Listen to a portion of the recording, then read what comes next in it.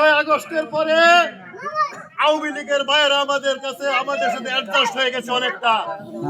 5 তারিখের পরে গত 15 বছরে যে নির্যাতন আমরা সহ্য করেছি, ইতিমধ্যে গুড়া জানান দিচ্ছে তারা এই নির্যাতনের সাথে জড়িত ছিল।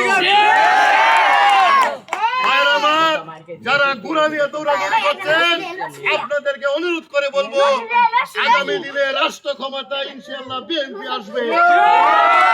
সেই রাষ্ট্র ক্ষমতায় যাওয়ার জন্য আমরা ফুলপুরবাসী 2 নং রামচন্দ্রপুর ইউনিয়নবাসী ধানের শীষে ভোট দিয়ে মুতার ভাইয়ের হাতকে শক্তিশালী করে ফুলপুরের উন্নয়নের ধারাকে অব্যাহত রাখবো।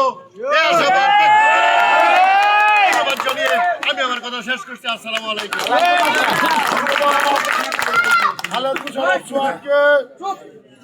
এ পর্যায়ে আমাদের মাঝে বক্তব্য নিয়ে আসছেন ময়মনসিংহ উত্তর জেলা বিএনপির সম্মানিত সদস্য, ফুলপুর উপজেলা বিএনপির অন্যতম যুগ্ম আহ্বায়ক, আমাদের শ্রদ্ধাভাজন বড় ভাই, সাবেক ছাত্র নেতা, সাবেক যুব নেতা জনাব এমদাদ হোসেন খান সাহেব।